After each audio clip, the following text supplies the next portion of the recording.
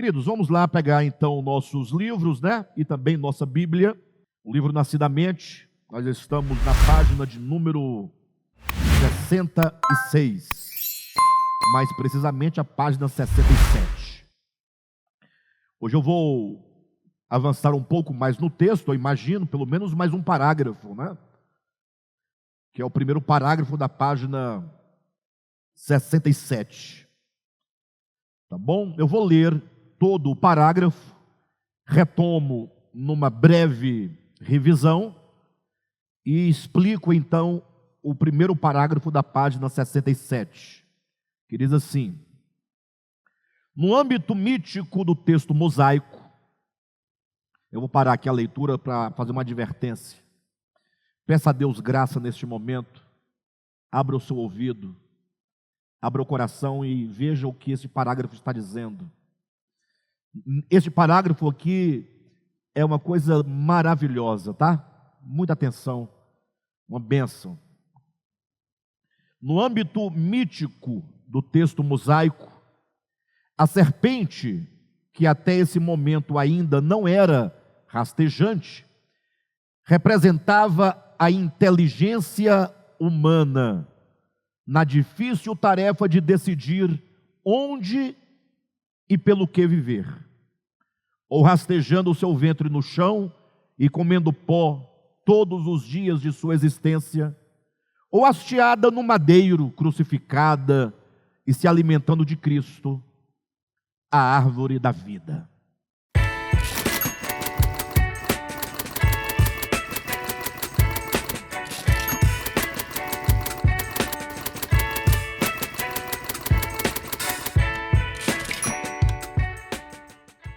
Queridos, olha, deixe-me dizer algo a vocês.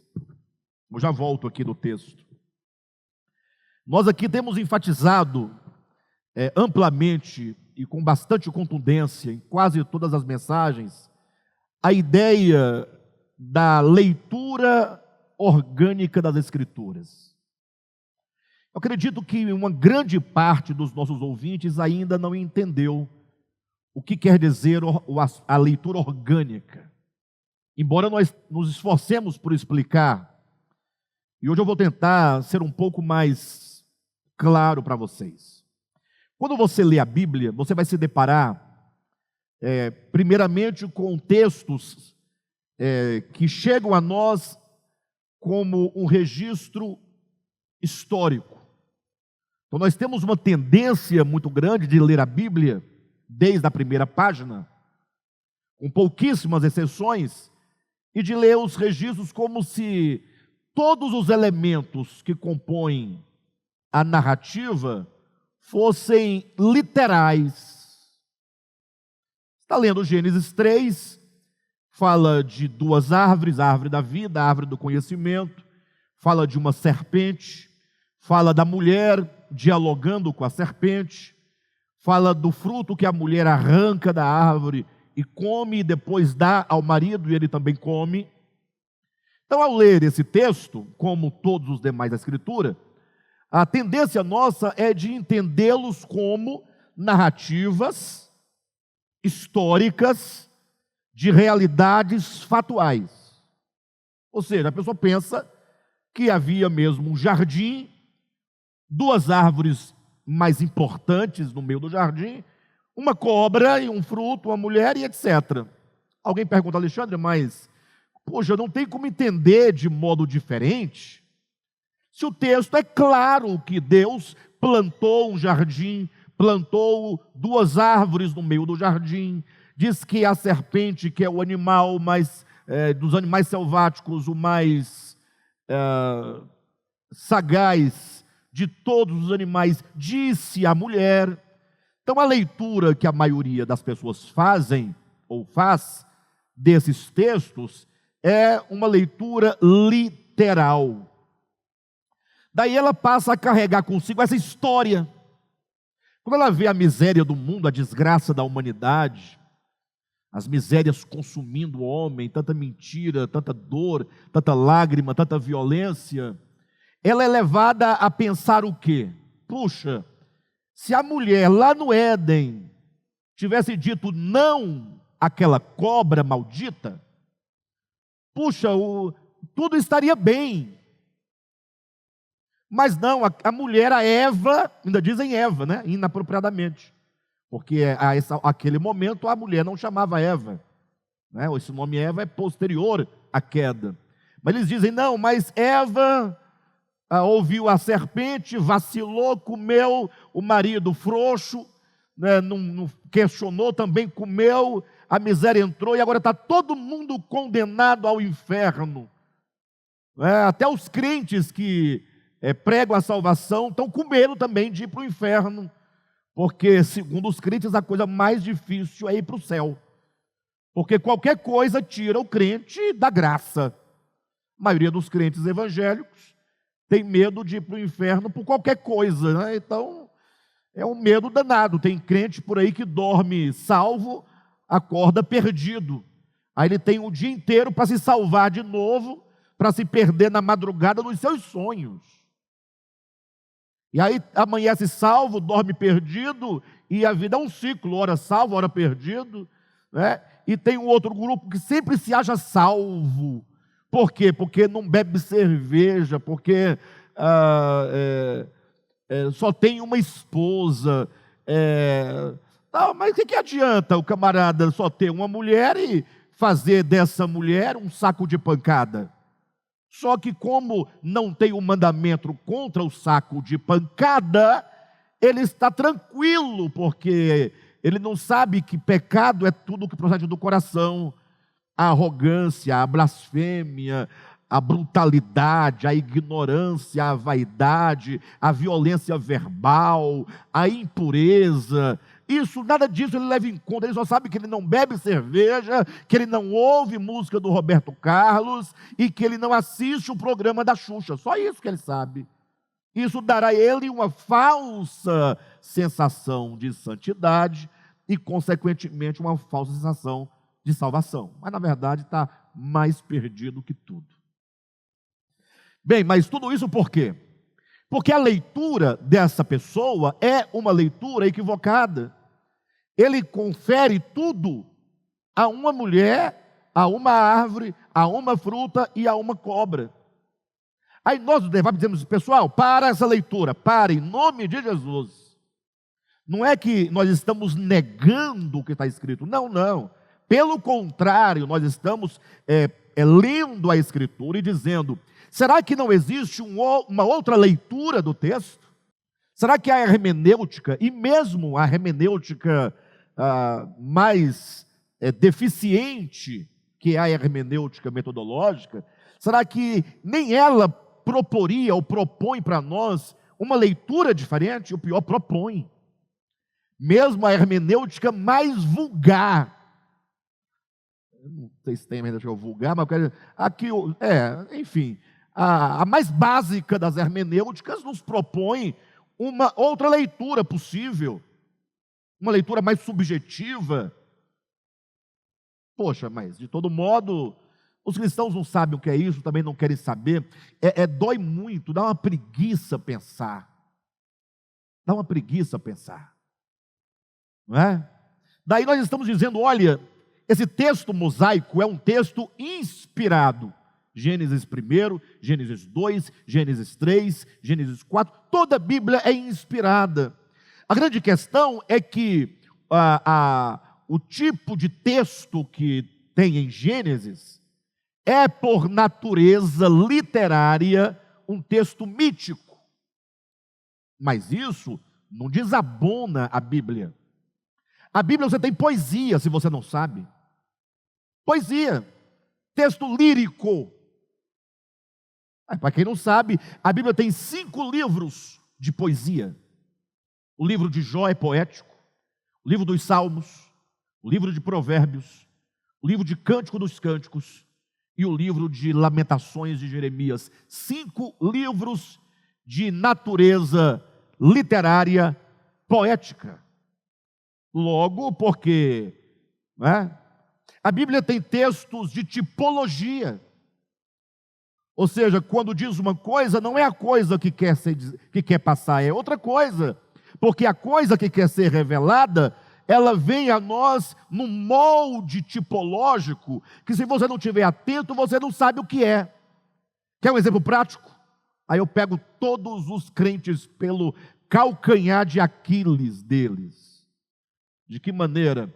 Para quem critica a nossa leitura orgânica, que é essa leitura de compreender que verdades profundas estão apresentadas em textos de tipos literários, que precisam de ser interpretados e compreendidos. Querem ver uma coisa? Pergunta para qualquer crente: onde na Bíblia há texto que fale sobre a origem do diabo? Bem, origem, tá? Não é o nome diabo, é a origem. Quando ele nasce, quando ele surge, quando é que o diabo aparece na Bíblia, na sua primeira aparição? Bem, 99,9% dos crentes não sabem dizer. Eles não sabem onde está na Bíblia. 99,9%. Aqui no DEVAP, 99 pessoas não sabem dizer. No DEVAP. Deveria saber. Mas aqui, onde se lê Bíblia, se consome muito material bíblico, não sabe. Imagina lá fora. Sem nenhum desprezo. Vocês entendem? Coisa eu espero que entendam. Mas vai ter aí um 0,1% que vai saber. Que é o seminarista, é o pastor, né? Isso aí todo mundo sabe. Basta ler Isaías 14 e Ezequiel 28. Aí eu falo, então tá bom, então abra a sua Bíblia em Isaías 14 e abra a sua Bíblia em Ezequiel 28 e me mostre o diabo lá. Ele não vai encontrar, porque os dois textos são tipológicos. O texto de Isaías 14 diz que aquela palavra que ali está dita refere-se a Babilônia, um reino de Babilônia. Como caíste do céu, ó estrela da manhã? Leia o texto, é uma referência ao rei de Babilônia, a um homem. E quando você lê Ezequiel 28, é claro que ali é uma referência ao rei de Tiro, outro homem. Outro homem. Baixou o volume, Almir? É porque você baixou aqui do meu coisa aqui, aí, tá bom. Vou falar mais baixo. Eu estou empolgado, né? Vocês me perdoem, tá, amados? Mas é a vontade que eu estou que vocês entendam essas coisas. Tá bom? Então, os dois textos que dizem, ou vou colocar assim, tá? Ou que supostamente fazem referência a Lúcifer caído, não diz de Lúcifer, diz do rei de Tiro e diz do rei de Babilônia. Aí você fala assim, e agora? Como é que nós vamos fazer? Bem, se os dois textos, que são os únicos, que tratam da origem do capeta, do bicho ruim, que é a coisa mais importante da igreja, é o diabo. Vocês sabem, né? Não é anjo, não é Deus, não é Espírito Santo, não é Jesus. É o diabo. Se o diabo desaparecer, ninguém mais congrega. Vai por mim. Você vai tirar das pessoas a única razão pela qual elas ainda vão a uma igreja. O diabo. Mas sem discutir os méritos.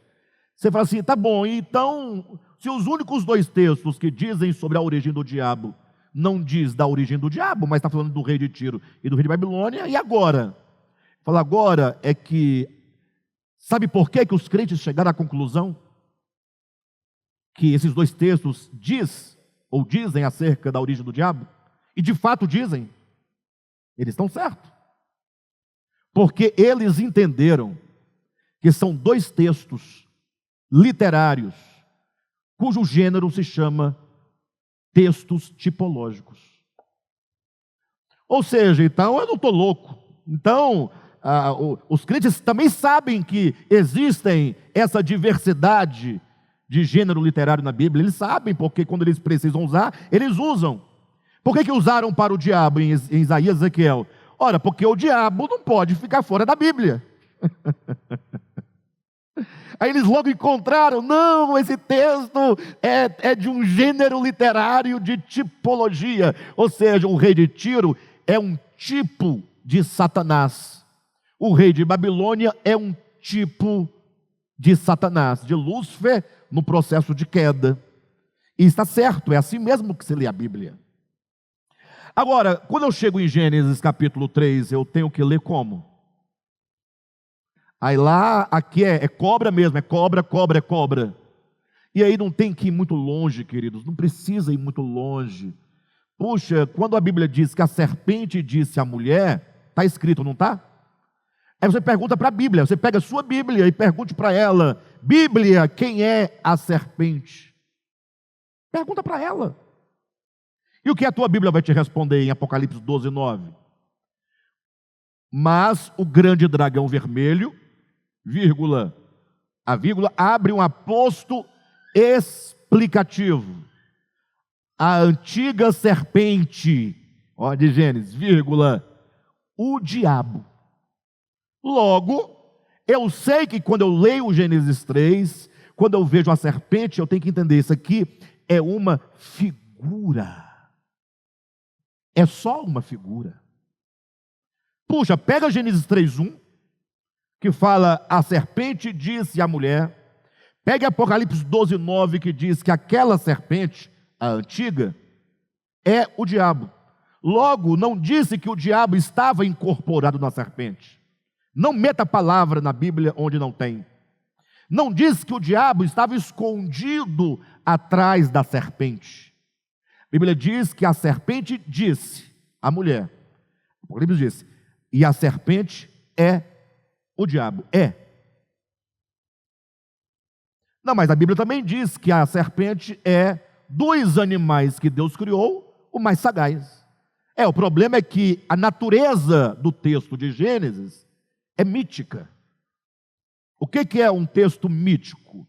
É quando você toma verdades abstratas, verdades difíceis de serem assimiladas por uma mente infantil, e para que essa mensagem não se perca, para que esse valor, essa ideia seja mantida, você cria um invólucro mítico, você cria uma imagem para preservar. Vocês lembram que Jesus, numa ocasião, falou assim: olha, vocês precisam ser simples como as pombas? Quem lembra disso? O que ele está fazendo? Ele está usando uma imagem. Só que você também se lembra que o Espírito Santo desceu sobre Jesus por ocasião do seu batismo? E o texto diz que o Espírito Santo desceu na forma corpórea de uma pomba. É outra imagem, o Espírito Santo não é pomba. Tem gente por aí vendendo a pena da asa da pomba do Espírito Santo. Hã? Eu estou mentindo? Mas você está...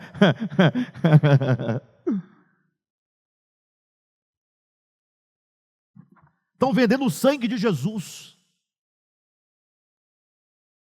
É o sangue de Jesus. Eu vi essa semana. Agora, onde ele conseguiu esse sangue, vai. Mas ninguém pergunta porque não pode enfrentar o ungido de Deus. É assim mesmo, é desse jeito. Bem, de todo modo, Jesus falou, sede simples como as pombas. Ele disse, sede prudentes como a serpente. Logo, a serpente aqui na fala de Jesus ganha um outro significado. Já não é mais exatamente o diabo. Quem está entendendo? Então, para entender o parágrafo que nós estamos aqui, e agora eu começo a mostrar como se lê organicamente a Bíblia. Ou seja, ler organicamente significa olhar para a serpente do Éden e entender que aquela serpente não é um animal do passado. É entender que não é a mãe de todas as cobras do mundo, essas cobras que tem no Éden. Tua tataravó foi a responsável pela queda. Não é. Se não é uma cobra, é o quê? Eu tenho que entender o que é a serpente do Éden, que falou lá. E essa mesma serpente também fala hoje. 2 Coríntios capítulo 11, versículo 3. Mas eu receio que assim como a serpente enganou Eva com a sua astúcia, enganou a mulher com a sua astúcia, assim também sejam corrompidas as vossas mentes, e vocês se apartem da simplicidade. Olha a pomba aqui, ó. Simplicidade. A serpente falou lá, a serpente fala aqui, ela fala continuamente. Eu só preciso entender que serpente é essa. Alguém vai dizer, não, mas é o diabo, é o diabo, é o diabo, o diabo, o diabo, o espírito ruim, aquela coisa. Aí eu desafio você por um momento de sobriedade. Você já errou na sua vida? Você já cometeu pecado na sua vida? Você já foi tentado na sua vida? E quando foi que o diabo, essa figura que você imagina, te tentou? Eu não estou dizendo que o diabo não tenta, ele tenta, lógico que ele tenta. Agora eu quero saber que dia foi que apareceu um vulto esquisito, ou um ser de legue vermelha e capa preta, tridente na mão, um rabo de seta, pé de bode, e falou para você assim: peca, peca. Você nunca precisou disso para pecar, mas o diabo está te tentando constantemente. Nós somos tentados continuamente. Ou seja, nós temos que entender essas coisas, como essas coisas acontecem. Que serpente é esta? E daí, para nós entendermos, eu escrevi este parágrafo, né? E eu vou tornar a ler com vocês, para nós desmistificar essa questão. Página 67, primeiro parágrafo diz: no âmbito mítico do texto mosaico. Então, dá para entender essa frase, não está? Dá ou não dá? No âmbito mítico do texto mosaico, a serpente representava, está aí no seu texto, não está? A serpente, que até esse momento ainda não era rastejante, representava a inteligência humana, na difícil tarefa de decidir onde e pelo que viver. 2 pontos: ou rastejando o seu ventre no chão e comendo pó todos os dias de sua existência, ou hasteada no madeiro, crucificada e se alimentando de Cristo, a árvore da vida. Bem, vocês agora vão entender algo muito interessante sobre essa serpente, e pense comigo. Vamos olhar para 2 textos bíblicos. Se a Bíblia diz que a serpente representa o diabo, sim ou não? Nós temos que entender essa serpente. Apocalipse 12, 9 diz que a antiga serpente é o diabo. Mas entenda que quando a serpente está a falar com a mulher lá no Éden, lá diz que ela não rastejava. Não havia maldição sobre ela. Na verdade, se você reconstruir o cenário de Gênesis 3, você tem o que ali, tomando o texto na sua literalidade, para você entender. Você tem a terra, a criação, perfeita ou imperfeita? A criação. Com pecado ou sem pecado? Sem pecado. Deus recriou todas as coisas, e está lá o casal, o primeiro casal, olhando no texto, na literalidade do texto, sem pecado. A serpente, Gênesis 3, olhando literalmente, o que a Bíblia fala? A serpente, o mais sagaz de todos os animais que Deus havia criado. Logo, a serpente, no texto literal, faz parte de uma criação perfeita. Logo, a própria serpente é perfeita. Vocês estão me entendendo? Porque eu estou olhando a serpente em Gênesis 3 como um dos animais dentre todos que Deus havia criado. Por isso que depois desse processo, Deus fala: agora, serpente, você vai rastejar.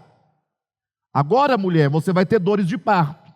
Agora, homem, você vai ter que fazer isso. Ou seja, todos caem juntamente. Serpente, homem, mulher.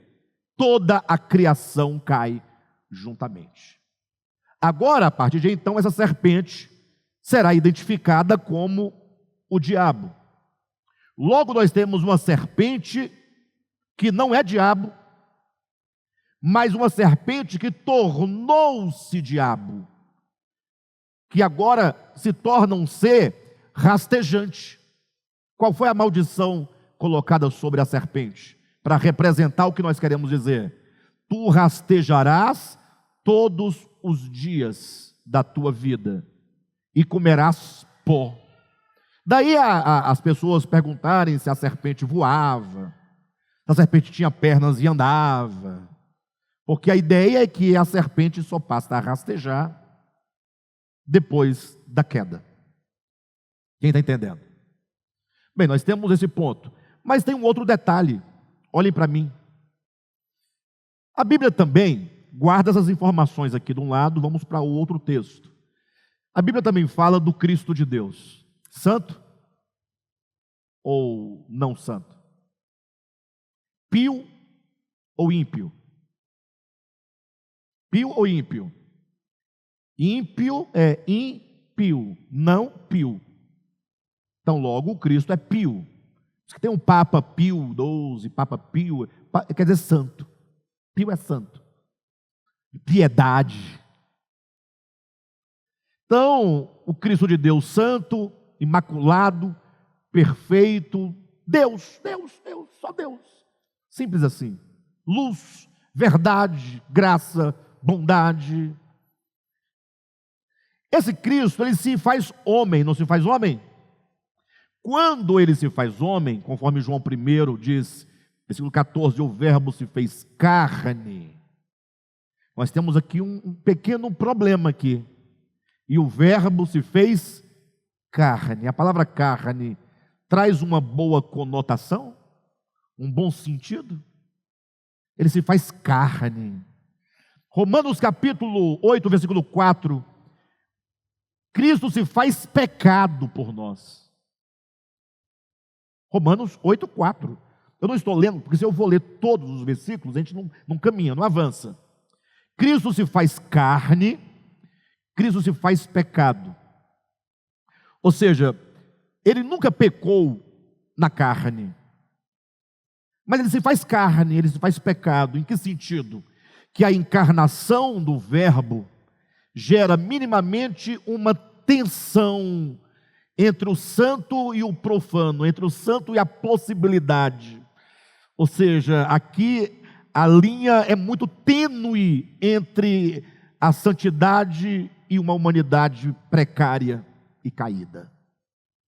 Não estou dizendo que Cristo pecou, mas essa junção, essa encarnação, ela é muito complexa. Vocês entendem? Porque você se une aqui dois polos: a carne, pecado, com a divindade perfeita. O Cristo é essa tensão. Agora, pense comigo por um momento, continue pensando comigo, que esse Cristo, ao se fazer homem, ele se faz homem. Por que a ênfase homem? Para que ninguém tenha dúvida de que o escritor aos Hebreus declara: ele foi participante de carne e de sangue, a nossa semelhança. Ou seja, não é uma fraude a encarnação do verbo. Não é uma fraude. Como homem, ser humano, o Cristo teve que viver vida humana. E aqui a tensão aumenta. Porque imagine que no ventre de uma mulher, e aqui nós estamos tocando em mistérios, é gerada uma humanidade. Primeira célula, primeiro tecido, primeiro órgão, primeiro sistema, até nascer a criança. O verbo, que é a palavra infante, que vai ter 1 mês de idade, 1 ano de vida, 5 anos de idade. Imagina o Cristo com 5 anos de idade, 6 anos de idade. Isso é uma coisa muito maravilhosa, que não pode ser entendida tecnicamente, nem dogmaticamente, mas como verdade encarnada, como algo orgânico, porque assim como Cristo se encarnou em Jesus de Nazaré, Ele quer encarnar-se em mim e em você. É fato que se repete, se reproduz, se multiplica. Não é só o pecado que se multiplica, não. E agora imagine vocês que esse homem, Deus, ele vai desenvolvendo suas faculdades intelectivas, ou não? Quer a prova bíblica? Lucas capítulo 2. E o menino crescia em graça, crescia em sabedoria, crescia em entendimento. Ora, então, ali é um crescimento, não é uma fraude, é um crescimento normal. Olha, atenção, Isaías capítulo 14, ou melhor, capítulo 7, versículo 14 e 15, diz que esse filho nascido da virgem, esse menino nascido da virgem, ele iria chegar no momento do seu desenvolvimento humano, que as suas faculdades seriam abertas para discernir o bem e discernir o mal. E agora, abrindo suas faculdades para discernir o bem e o mal, é dito que agora esse menino tinha que exercer o seu livre-arbítrio e escolher. Ninguém pensa isso. Jesus se encarnou, amém, glória a Deus, morreu por nós, glória a... Não, pense no que está sendo dito.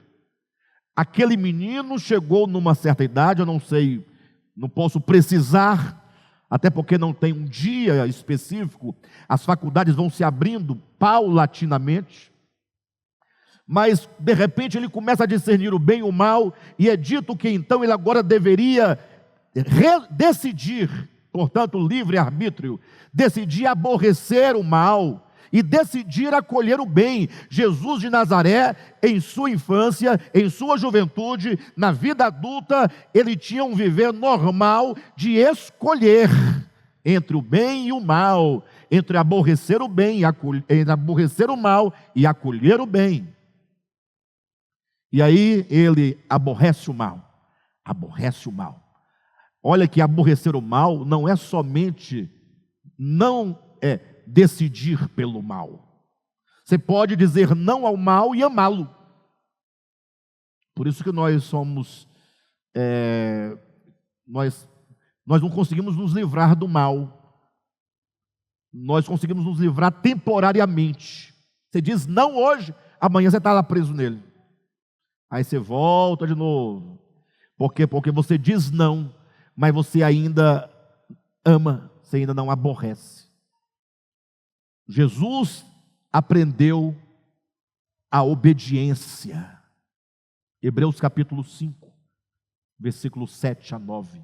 Jesus aprendeu a obediência.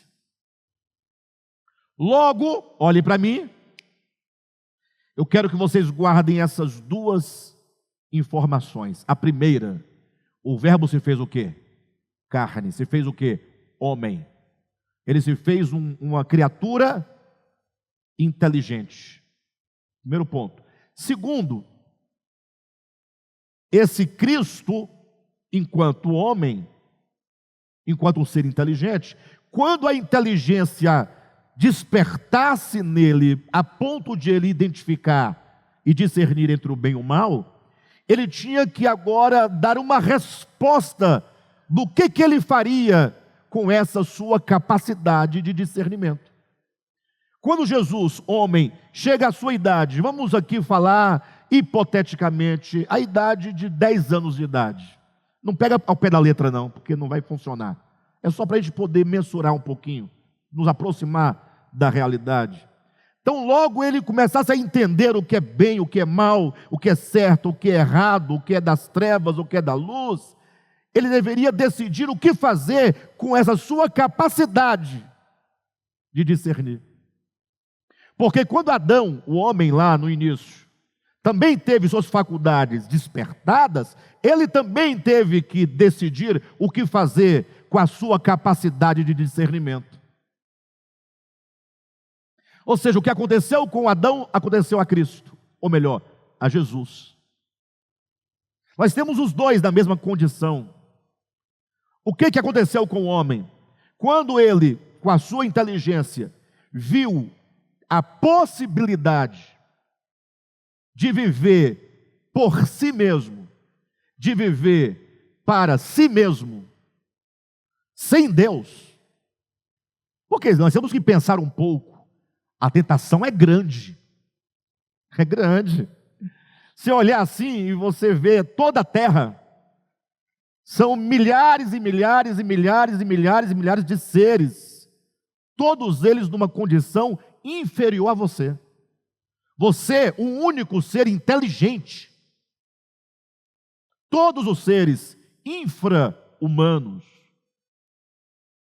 desde o mineral, vegetal, animal, nenhum deles é igual ao homem. Isso não dá uma tentação de alguma coisa, né? Sabe quando você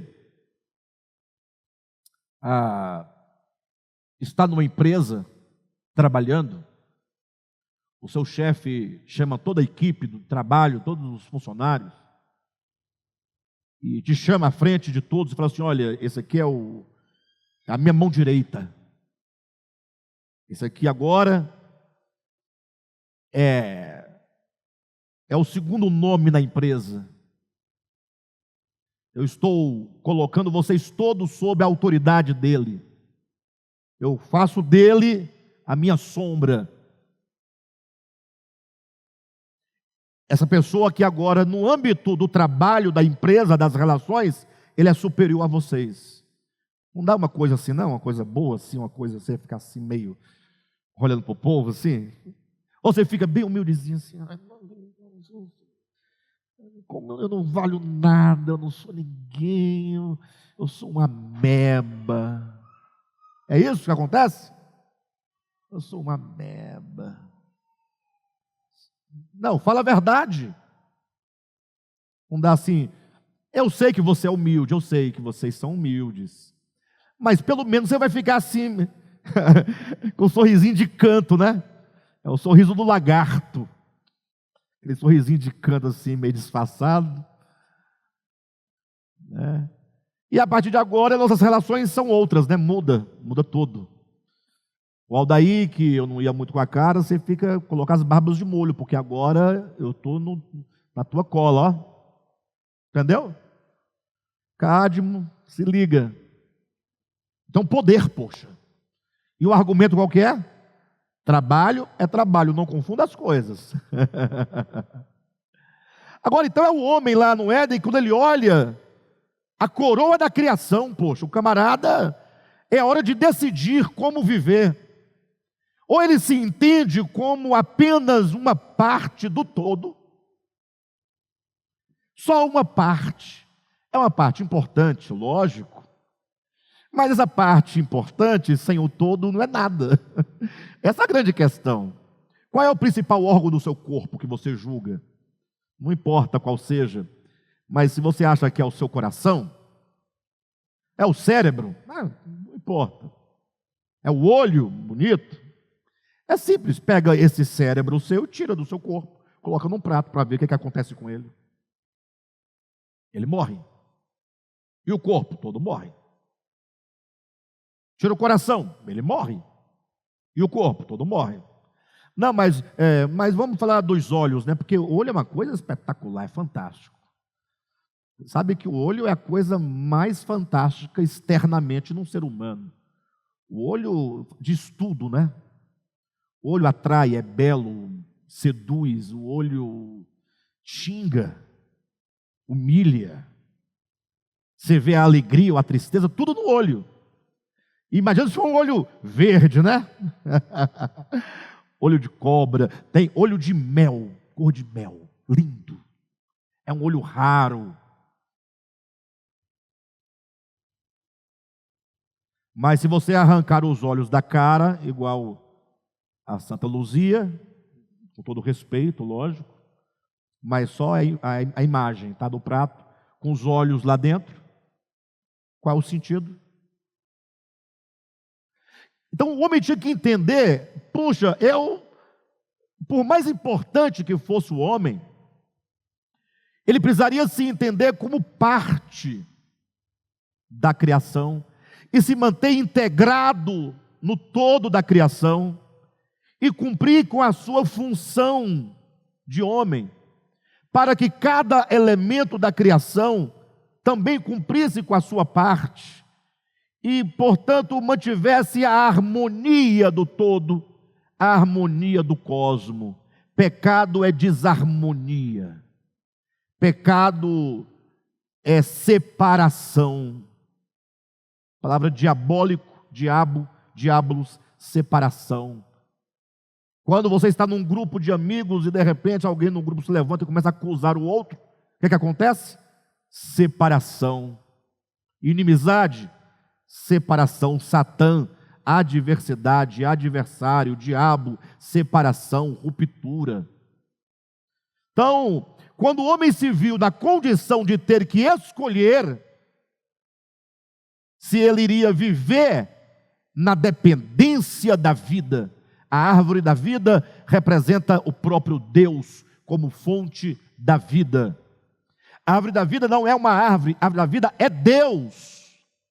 Esse Deus, quando se torna acessível ao homem, porque uma árvore, um fruto, na figura, é algo acessível.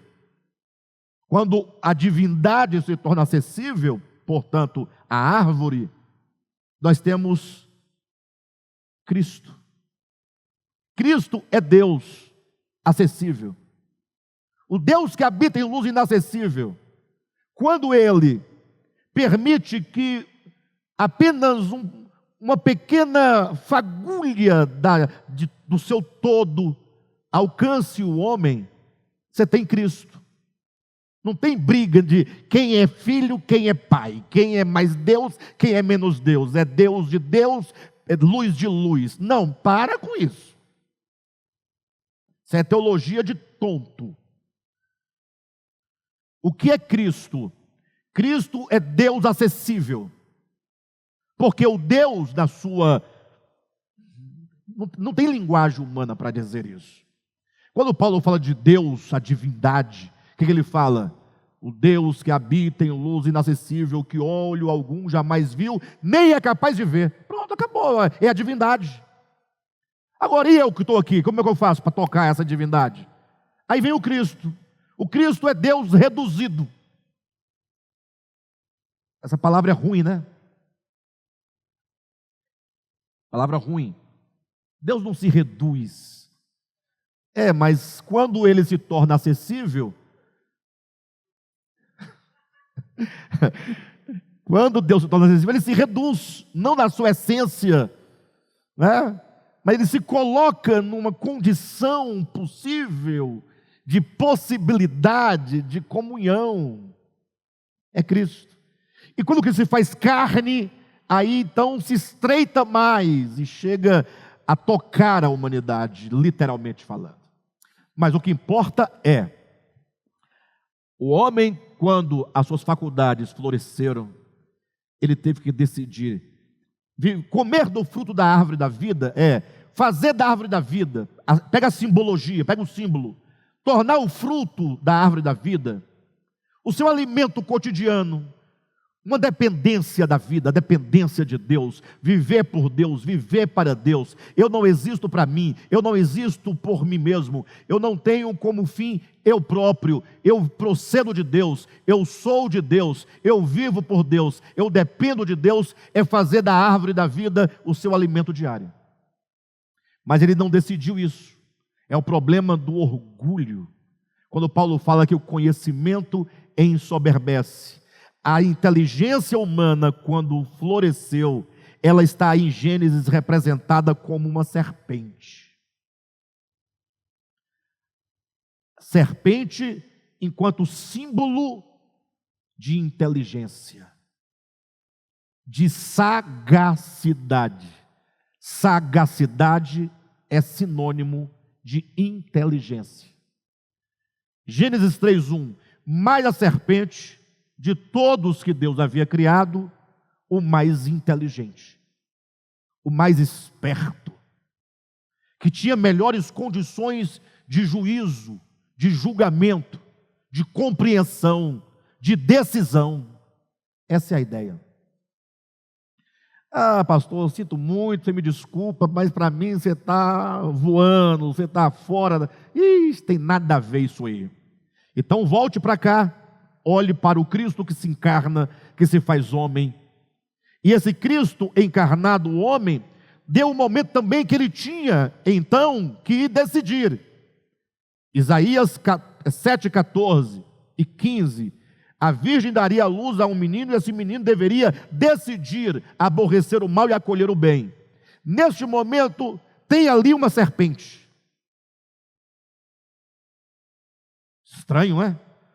Misericórdia, pastor, você agora foi longe. Tinha ali a serpente da sabedoria, da inteligência, da sagacidade. Eu quero saber é o que Jesus vai fazer com essa serpente. Pastor, eu sinto muito, mas eu não concordo com você. Bem, é porque você nunca leu a sua Bíblia. Quando o próprio Jesus, não foi Paulo, não foi Pedro, não foi João, não foi Tiago, não foi o Alexandre, não foi. Quem diz é Jesus para Nicodemos em João capítulo 3. Nicodemos, preste atenção, porque você estudou muito, mas não entende de nada que você estudou. Você é mestre em Israel, mas não sabe das coisas celestiais. Ele diz, do mesmo modo, Nicodemos, que Moisés lá no deserto levantou uma serpente no alto de uma haste, de modo que quem olhasse para aquela serpente no deserto era curado do veneno das serpentes que picaram o homem, que os picavam. Assim também o Filho do Homem será suspenso na cruz. Então pare agora e vejamos o contexto da serpente de bronze no deserto, lá com Moisés, no livro de Números. Moisés no deserto com o povo, e no deserto tinha serpentes abrasadoras, víboras. E a serpente saía de trás de uma pedra, de dentro da areia, e picava os indivíduos, os israelitas, os hebreus, e a turma ia morrendo. Moisés se desespera, vê que aquilo estava se tornando uma praga, um problema geral. Moisés fala com Deus, Senhor, o que eu faço? O povo está morrendo, picado por serpente. O que Deus fala para ele? Faça uma serpente de bronze. Quem é que estava matando os homens? Serpente. Deus vai prover a cura. Quem vai curar o homem? Faça uma serpente de bronze.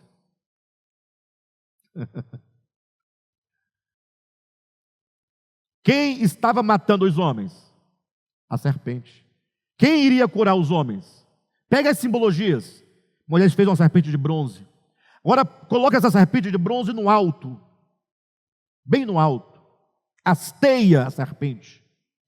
Isso porque a serpente que os picavam eram serpentes o quê? Rastejantes. Serpentes terrenas, que não se voltam para Deus, para a verdade, para a luz, para o Criador. Serpentes terrenas. Agora, faça uma serpente, mas essa serpente, ela não pode ser rastejante, tem que ser uma serpente hasteada, serpente suspensa. Há dois tipos de serpentes, uma que rasteja, outra que está suspensa. No alto, a serpente de bronze hasteada, Deus disse, quem que for picado por uma serpente rastejante e mirar, contemplar a serpente de bronze, volte o seu olhar para a serpente de bronze como quem considera o sentido, será curado. Os hebreus fizeram isso, muitos foram curados. Só que aquela serpente que os picavam era serpente. A morte que sofria era morte física. A cura que experimentavam era cura física, mas tudo aquilo representava uma serpente espiritual, uma morte espiritual e uma cura espiritual, que só viria a ser revelada no Novo Testamento. Logo, quando o Cristo de Deus é hasteado numa cruz, segundo o próprio Jesus, ali nós temos uma serpente de bronze. Quando vocês olham para o Cristo crucificado, o que vocês veem? Uma serpente. Serpente de bronze. Serpente rastejante? Serpente hasteada. Então Jesus fala: todo aquele que olhar para a serpente de bronze hasteada, isto é, para o Cristo crucificado, terá a vida eterna. É exatamente o versículo anterior ao versículo que todo crente conhece. Qual é o versículo que todo crente conhece? Deus amou o mundo de tal maneira que deu seu Filho unigênito. Todo crente conhece, que é o 3,16 de João, mas não conhece o 15. Quando diz por que Deus amou o mundo, temos uma explicação. Por que não é explicativo? Porque Deus amou. Você está tomando a explicação sem o sentido que é explicado. E o que é explicado no 16? É o 15. E o que diz no 15? Que Cristo é uma serpente de bronze hasteada. O bronze na Bíblia significa julgamento. Na Bíblia, a prata quer dizer redenção, o bronze, julgamento, o ouro, natureza divina. São as simbologias lá do tabernáculo do Antigo Testamento. Então, serpente de bronze quer dizer o Cristo de Deus, homem. Me refiro a Isaías capítulo 7, versículo 14 e 15. Quando chegou o momento de discernir o bem e o mal, que estar ali a serpente da inteligência, das faculdades intelectivas, ele tem que decidir. E ele disse: eu serei serpente hasteada, serpente crucificada. O que é serpente crucificada? É quando você fala: puxa, eu sou ser humano, sou inteligente, sou capaz. Vocês são capazes? Vamos ser honesto. Você é capaz? Você é capaz. Você acorda de manhã, tem saúde? Capaz. Você trabalha, você pensa, você raciocina. Nós usamos nossa força diariamente. Nós não somos inválidos. Temos saúde. Agora, se você pega e fala assim: puxa, mas isso aqui que eu tenho, eu não posso me apropriar disso como quem usurpa. Lembra do texto de Filipenses 2? Que Cristo, sendo Deus, não julgou por usurpação o ser igual? O que quer dizer que sendo Deus não julgou por usurpação o ser igual? Ele era, e ele podia, quando despertasse a sua inteligência na humanidade, falar assim: eu sou Deus e posso viver como tal. Não, ele negou toda a sua capacidade de ser humano. E falou: enquanto humano, enquanto criatura, vou viver na dependência de Deus. Sendo, abriu mão de ser, embora continuasse a ser. Isso é inteligência. Isso é serpente crucificada, julgada. Você não vai dominar a mim. Você será dominada, conduzida, guiada pela luz maior, pela verdadeira luz. Porque a minha inteligência é luz, mas não é a verdadeira luz. Logo, quando essa inteligência humana resolve viver de si e para si, chama-se isso de ego. Razão porque Jesus falou: negue-se a si mesmo. Tome a sua cruz e vem comigo. Quando Cristo diz: se alguém quiser vir a mim, após mim, negue-se a si mesmo e tome sua cruz e siga-me, ele está dizendo: eu neguei e nego a mim mesmo. Eu tomo a minha cruz e eu estou indo para a morte. E se alguém quiser vir após mim, negue a si mesmo, tome a sua cruz e vem comigo. O caminho está aberto. Sabia que você tem uma cruz? E que a cruz de Jesus foi dele e não sua? É dele. Ele disse: se você quiser vir comigo, está falando de humanidade, de obra, de processo. Poxa, eu humano, Deus na humanidade, eu ia para Jerusalém fazer o que em Jerusalém?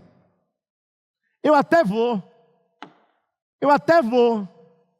colocar ordem naquela cambada e mostrar para aquela cambada que eu sou perfeito.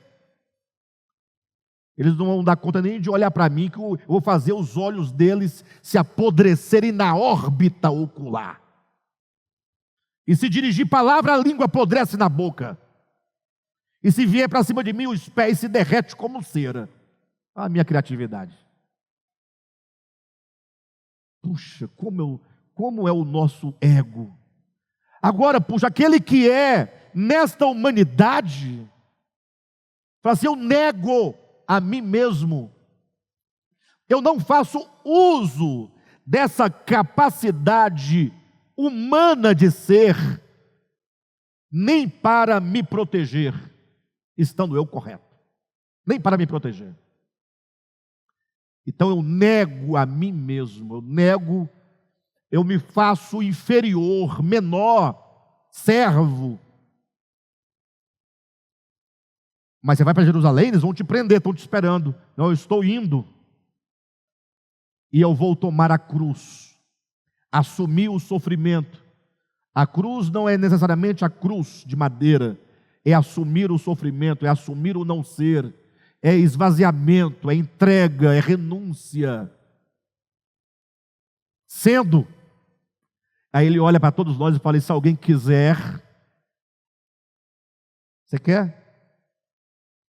Você pode não querer, não tem problema. Mas se você quiser vir comigo, você tem que negar a si mesmo. Essa serpente aí dentro se chama diabo. A inteligência humana é serpente, não é diabo. Mas essa serpente aí humana, em você e em mim, é caída. Portanto, é serpente rastejante. A de Cristo, inteligência, era serpente, mas nem rastejava, nem estava suspensa. Ele disse: eu serei serpente crucificada, totalmente sob o domínio e governo do Pai. O reino de Deus controla esse meu ser, esse meu eu. Quem está entendendo? Agora ele fala: mas você tem um ego, uma serpente diabólica, que nós já temos. Ele fala: você vai ter que renunciar a isso aí. Tem que renunciar. Ah, então a salvação é por mim mesmo? Não. Você fala: eu quero renunciar como Cristo. Aí ele fala: então a cruz vai destruí-la. Vem comigo, segue-me, segue meus passos, o caminho está aberto, e a cruz que você toma e dela se apropria, é a sua entrega, e fala: Senhor, pode destruir essa serpente diabólica e fazê-la uma serpente crucificada. E aí você pode deixar que o Espírito Santo fará. Você sozinho não fará. Você sozinho não fará. A obra é dele. Só que ele não vai crucificar essa serpente sem que você diga: Senhor, eis-me aqui. Ele não fará. Pode vir, Calvino pode ressuscitar da cova, mas está escrito claramente, palavras expressas de Jesus: eis que eu estou à porta e bato. Se alguém ouvir, que é o primeiro passo, e se alguém abrir a porta, eu entrarei.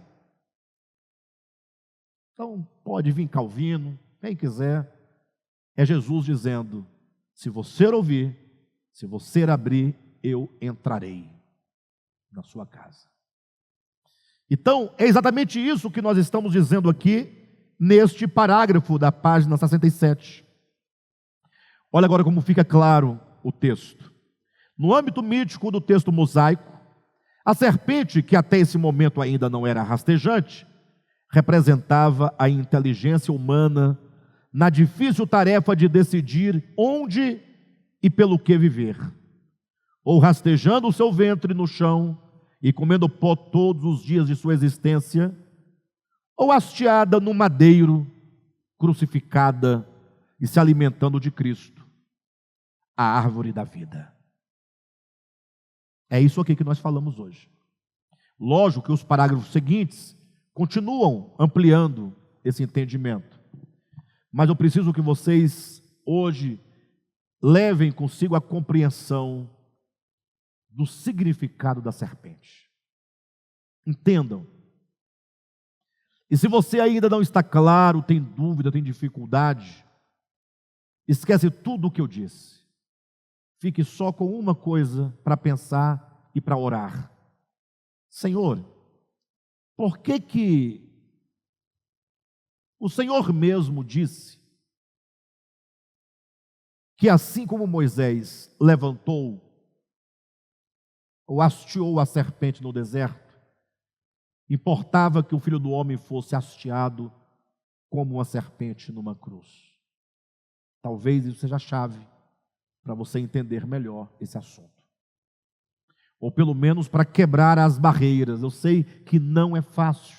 Esta é uma mensagem dura, difícil, porque você toda a vida só viu serpente como capeta, e agora tem que ver a serpente de bronze hasteada, que é cura, que é salvação. E essa imagem, essa ideia mítica não é propriamente do Evangelho ou da Bíblia.